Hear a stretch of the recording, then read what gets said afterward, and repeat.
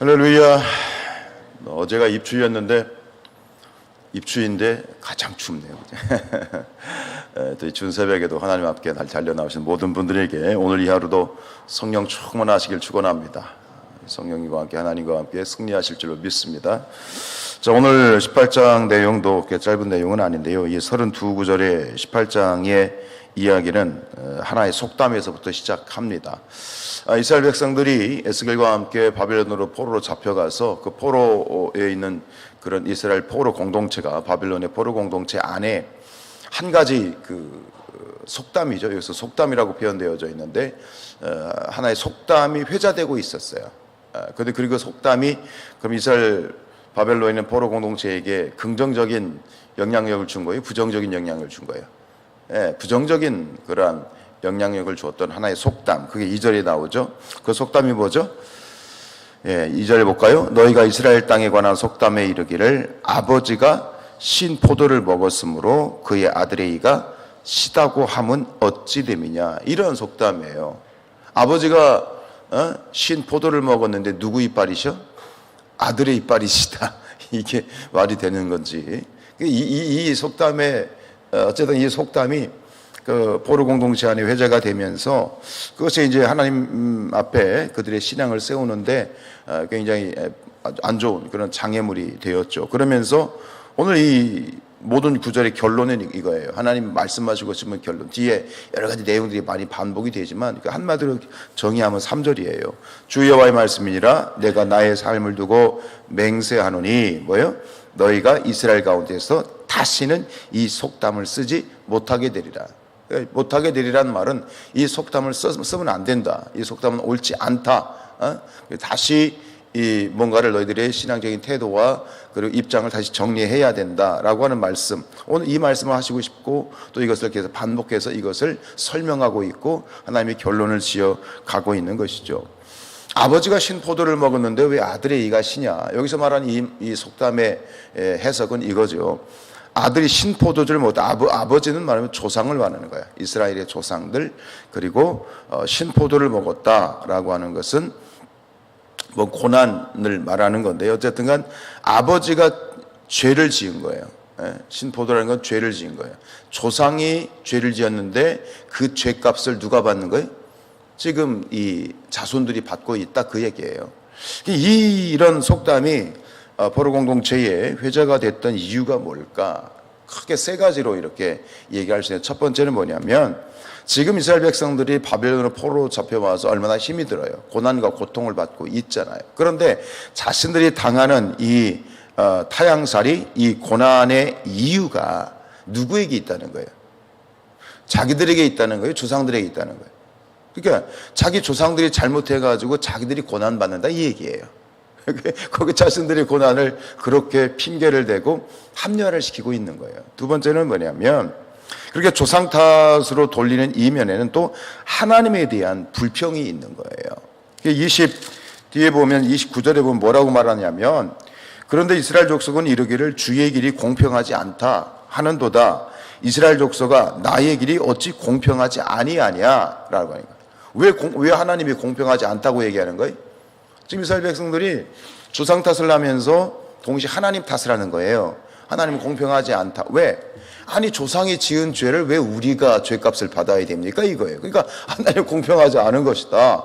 그러니까 그 논리로 보면 이 속담에서 이 논리로 들어가면 이 사람들이 말이 맞지요. 아니 왜 부모들이 내 조상이 죄를 지었는데 왜 우리가 고통당해야 됩니까? 그러면서 하나님 앞에 불평하고 하나님은 불공평하신 분이다. 공의하지 않다라고 이렇게 하나님에 대한 그런 이제 불평을 하는 원망의 빌미를 삼고 있고요. 세 번째는 뭐냐면 이러한 태도를 가지고 살다 보니까 자신들의 지금 당하는 고난에 대해서 그 고난을 숙명으로 받아들이는 거예요. 숙명. 벗어날 수 없는 굴레예요. 왜? 원인이 우리한테 있는 게 아니라 조상에게 있고 조상은 다 죽었고 하니까 조상이 문제를 풀어야 우리가 해결되는 것이니 이 굴레에서 벗어날 수 없는 스스로 자충수를 두는 거예요. 그러니까 희망이 있어요, 없어요? 희망이 없는 거예요. 그 자신들이 당하는 어떤 고난의 숙명의 굴레를 자신들을 집어넣어 놓고 끝이야. 이제 이거는 어쩔 수 없어 그러면서 이제 스스로 절망을 하게 되는 이런 자충수를 두게 되는 것이지요. 여러분, 뭐 당연한 거지만 여쭤보겠습니다. 지금 이들이 당하는 고난이, 지금 이들은 조상들의 죄 때문에 자신들이 희생을 당하고 있는 게 맞나요? 자신들의 말처럼? 그래요? 아니에요. 그러니까 무슨 얘기냐면 그들이 지금 고난을 당하는 이유가 조상의 죄 때문에 고난을 당하는 게 아니에요. 누구의 죄 때문에 고난 당하는 거예요? 자기 죄예요, 자기 죄. 그러니까 이 이야기, 이 에스겔 18장에 하는 얘기는 뭐냐면 심판의 개별성. 자기 죄 때문에 자기가 고난을 당하는 거예요. 조상이 또 만약에 조상들이 잘못을 했으면 조상들이 벌을 받고 그 죄값을 받고 심판을 받은 것처럼 지금의 자신들의 고난과 자신들의 이 고난은 자기 죄 때문에 자기 죄에 대한 대가이지요. 속담대로 표현하면 자기들이 신 포도를 먹었으니까 자기들이 이가 신 거예요. 근데 그 자신들의 이가 신 걸 가지고 조상들이 신 포도를 먹어서 내 이가 시다 이딴 식으로 속담을 만들어서 이렇게 지금 잘못된 태도를 견지하고 있는 거예요. 그래서 결국은 뭐냐면 이 조상 탓으로 돌리는 것이 어찌 보면 잠깐은 위로가 될 수 있잖아요. 내 탓이 아니야. 뭐 이렇게 위로할 수 있지만 동시에 이것은 뭐냐면 그 고난으로부터 회복할 수 있는 자신들을 바로 세워서 회복하고 희망찬 미래를 이제 열어갈 수 있는 희망을 다 잘라버리는 그 희망을 포기하는 그런 새로운 회복의 가능성을 다 막아버리는 자충수를 둔 것이지요. 결국 하나님께서 말씀하시는 건 뭐예요? 철저히 자신을 돌아보라는 거예요. 지금 너희들이 당하는 고난은 너희들이 죄 때문이니 너희들이 이걸 책망하는 차원이 아니라 너의 스스로를 지금 잘 살펴서 하나님 앞에 철저히 회개하면 지금의 고난과 역경으로부터 벗어날 수 있다. 너에게 미래와 희망을 열어갈 수 있다라고 하는 그런 새로운 복음의 회복의 메시지를 하나님이 던져주시고자 하는 것이지요. 20절에 보면 25절에 보면 20절 이하에 보면 그렇게 되는 거예요. 21절에 보세요. 20절에서 21절 쭉 이어지면 20절에 보면 19절부터 볼까요? 그런데 너희는 이르기를 아들이 어찌 아버지의 죄를 담당하지 아니하겠느냐 하는도다. 아들이 정의와 공의를 행하면 내 모든 윤리를 지켜 행하였으면 그는 반드시 산다. 이거예요. 너희는 살아. 걱정하지 마요. 너희가 스스로 하나님 앞에 회개하고 바로 서면 너희는 살아. 이 얘기를 하는 거예요. 20절에 보면 범죄하는 그 영혼은 죽을지라 아들은 아버지의 죄악을 담당하지 아니하고 아버지는 아들의 죄악을 담당하지 아니하리니 의인의 공의도 자기에게로 돌아가고 악인의 악도 자기에게로 돌아간다. 자기 몫이야. 네 하기 나름이야. 주상 탓하지 마. 핑계 대지 마. 그리고 21절이에요. 그러나 악인이 만일 그가 행한 모든 죄에서 돌이켜 떠나 내 모든 율을 지키고 정의와 공의를 행하면 반드시 살고 죽지 아니한다. 이 얘기를 하고 싶은 거예요. 야, 너희들 죽질 않아. 포로 잡혀서 고난당하고 있지만 그건 너희들이 잘못한 거고 그러니까 너희들이 바로 서면 너희들은 다시 회복될 수 있어. 다시 돌아갈 수 있어. 이 얘기를 하나님이 희망을 던져주고 계신 것이지요. 근데 이 어떤 이런 심판의 원리, 그들이 지금 잘못된 그러한 신포도 아버지가 신포도를 뭐 자식의 이가 시다라고 하는 이런 잘못된 심판의 원리거든요.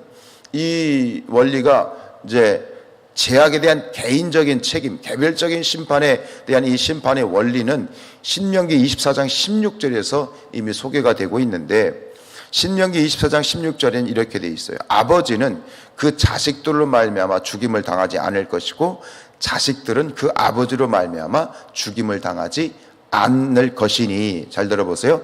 각 사람은 자기 죄로 말미암아 죽임을 당할 것이다. 사실 이미 이 신명기 율법에서 이 말씀이 있어요. 그러니까 이들이 가지고 계시던 속담은 전혀 말씀과 맞지 않죠. 전혀 말씀과 배치되는 속담을 스스로 만들어서 자기 굴레를 합리화시키고 그 속에서 이제 빠져 있었던 것인데 모순된 것 있죠. 다시 한번 정리하면 이거예요. 오늘 우리에게도 마찬가지예요. 죄의 죄에 대한 심판은 그 징벌은 1대1이에요. 하나님 앞에 자기 죄 때문에 징벌을 받는 거예요. 근데 이걸 말씀을 조금 아시는 분들은 뻗떡 머릿속에 한 가지 말씀이 생각날 수 있어요. 뭐냐면 그게 아버지, 부모의 그러한 죄가, 아비의 죄가 자손 몇 대까지? 이게 이제 출애굽기 이제 율법을 말씀하실 때 출애굽기 20장과 34장이 나오는데, 아비의 죄가 자손 3, 4대까지 뭐 하신다? 갚으신다는 얘기하고 충돌이 돼요, 사실은. 그렇죠? 아니, 분명 여기서는 그 심판이 개별적이라고 했는데 왜 아버지의 죄가 자손 3, 4대까지 갚으신다고 했을까라고 했었는데, 이거는 무슨 얘기냐면, 이것은 갚으신다는 얘기는 뭐냐면 심판과 징벌의 차원이 아니에요. 이것은 영향력의 문제예요. 그러니까 아비의 죄가 자손 3, 4대까지 뭐한다? 부정적인 영향, 악한 영향을 미친다는 거예요. 그러면 하나님을 경외하고 하나님을 제대로 믿는 그 신앙은 하나님 몇 대까지 그 갚아주신다? 1000대. 1000대 뭐냐면 그 한 사람의 신앙, 하나님 앞에 올바로 서 있는 그 선한 영향력과 선한 신앙의 영향력이, 그 영향력이 문제죠. 자, 이해가 되시죠?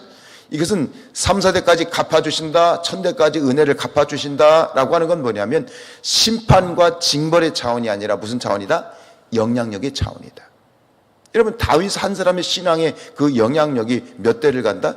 1000대를 간다라는 말씀이에요. 그러니까 부모의 신앙이 자손들에게 끼치는 그런 영향이 크다라는 말씀을 하는 것, 그런 차원으로 여러분들이 바로 정리를 하셔야 돼요. 자, 말씀을 정리하면 그렇습니다. 여러분, 이 심판의 원리가 이렇게 개별적인 심판으로 적용이 되는 것처럼 저는 이걸 이렇게 또 묵상을 해봐요. 구원도 마찬가지예요. 여러분, 우리가 구원을 받는 것도 소위 그런 얘기 하잖아요. 아내 치맛자락 붙잡고 천국에 갈 수 있는 게 아니다. 구원은 역시 개별적이에요. 심판이 개별적인 자신의 어떤 죄로 심판을 받는 것처럼 구원도 자기 믿음으로 구원받는 것이지. 아멘입니까? 내 믿음이에요. 여러분, 예를 들어 이런 거죠. 내 자식이, 부모가 아무리 믿음이 좋다고 그래서 자식이 부모의 믿음 때문에 천국 가는 건가요? 구원받나요? 아니죠. 영향은 받는 거지만 정확하게 내 자녀가 부모 때문에 구원받는 것이 아니라 그 자녀의 하나님 앞에 1대1의 믿음, 하나님에 대한 제대로 된 믿음으로 구원받는 것이죠. 그러니까 뭐 이제 다음 주에 우리 중고청년부가 이제 수련회도 갑니다.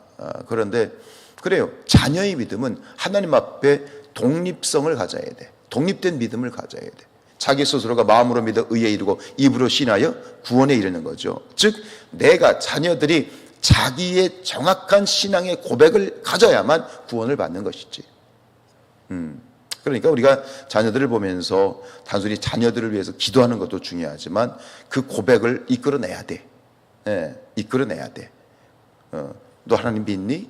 정말 예수님을 영접했니? 라고 하는 그런 정확한 구원의 고백을 이끌어내야지만 그 자녀가 정확히 구원의 자녀고 천국 자녀가 되는 것이지.